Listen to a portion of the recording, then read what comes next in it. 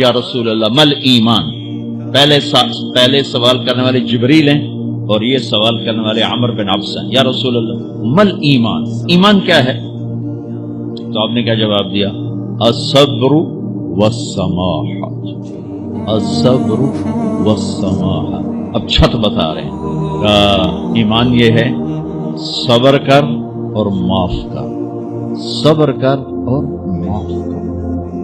میرے بھائی بہنوں, میرے رب کی قسم, جیسے یہ ہے نا وجعلنا من الماء كل شيء حي افلا يؤمنون, اللہ نے ہر جاندار کا لازمی جز پانی بنایا.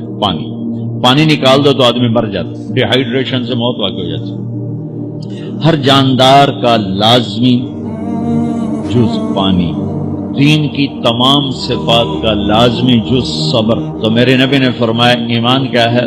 صبر کر, معاف کر. معاف وہی کرے گا جو صبر کرے گا. جسے صبر نہیں آتا اسے معاف کرنا بھی نہیں آتا. تو ایمان قیامت کے دن اعلان ہوگا, صبر والے کھڑے ہو جاؤ.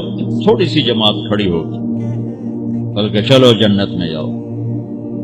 ان کو اللہ بغیر حساب کے جنت میں ڈال دے گا.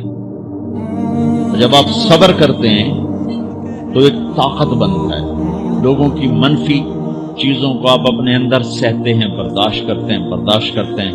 صبر اس کو پروسیس کرتا ہے, پھر وہ طاقت بنا کے آپ کے اندر سے باہر پھینکتا ہے, جو پہاڑوں میں سوراخ کر دیتی ہے. اگر ہم صبر کرنا سیکھ اور معاف کرنا سیکھ. 21 برس قتل کرنے والوں کے منصوبے بنانے والے اہل مکہ, آپ نے ایک بول پہ فرمایا جاؤ معاف کرو. کمال, 21 برس قتل کے پیچھے پھرتے رہے. جنگ خندق کے فوراً بعد مکہ میں قحط آ گیا. تو ہمارے نبی نے 300 دینار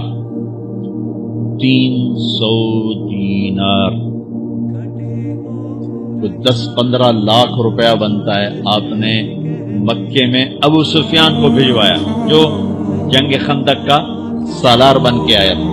آپ نے کہا مکے والوں میں قحط ہے, ان کو کھانے کھلاؤ میری طرف سے. تو ابو سفیان کہنے لگے واہ محمد تیرے قربان جاؤں, ہم تجھے قتل کرنے کے پیچھے پھر رہے ہیں, تو ہمیں کھانے کھلاتا پھرتا ہے. کہ میرے نبی کے اخلاق ہے, میرے نبی کو معاف کرنا. آپ سوئے ہوئے ہیں, آپ کی تلوار اٹھا کر ایک بدو نے آپ کے پسلی میں ماری, آپ اٹھ کے بیٹھ گئے. تو کہنے کا کون بچائے گا, یعنی میں تیار ہو جاؤں. تو آپ نے کہا اللہ. تو آپ نے کہا اللہ, تو اس کا ہاتھ کانپا اور تلوار گر گئی. تب آپ نے اٹھا لی, آپ نے ایسے سیدھی کی, اب تو بچا, تو بتا تجھے کون بچائے. تو کہنے لگا میں تو ہی بچاونا ہے, اور کہیں بچاونا. تو آپ نے کہا کلمہ پڑھتے ہو؟ کہنے لگا نہیں پڑھتا. اب تو آپ اس کی گردن اڑوا دے, یہ خود ہی اڑا دیتے. جو کہہ رہا میں کلمہ نہیں پڑھتا ہوں, قتل کے ارادے سے آنا ہی اس کے قتل کے لیے کافی تھا. آپ نے فرمایا کلمہ پڑھتے ہو؟ کہنے لگا نہیں. آپ نے کہا جاؤ معاف, جاؤ معاف. صحابہ کے سامنے جاؤ معاف. بھائیو, انسان اور خطا لازمی ہے. اگر معاف کرنا نہ سیکھا تو ہم خود ہی دکھی ہو کے رہ جائیں گے.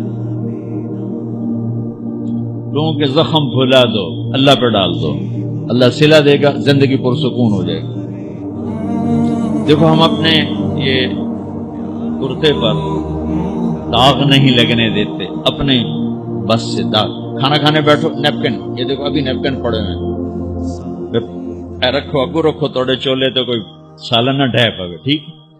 یہ تو پھر بھی دھل جائے گا.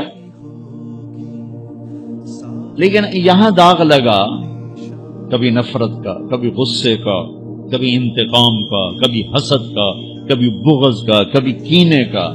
انسان سب سے زیادہ اپنی ذات سے محبت کرتا ہے. یہ معمولی سے کپڑے کو داغ سے بچاتے ہو, جو سب سے قیمتی چیز ہے دل, جو بادشاہ ہے, اسے بھی تو صاف ستھرا رکھو. جیسے ہم لاکھ زور لگا لیں, ہم کپڑے کو میل سے نہیں بچا سکتے. لاکھ زور لگا لو, لوگوں کے منفی رویے آپ کو توڑے بغیر نہیں چھوڑیں گے.